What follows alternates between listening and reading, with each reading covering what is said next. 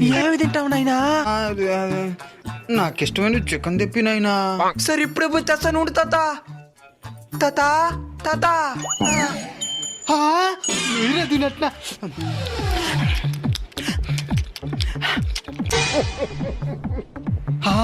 Die నాకెళ్ళదు నీకు పెట్టేది పా.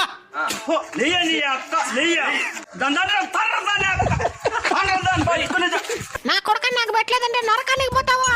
సరేందా తెల్లారకి ఇడ్లీ ఇప్పుడు ఒక చికెన్ ముక్క అదృష్టం ఎంత రాబాయా పా.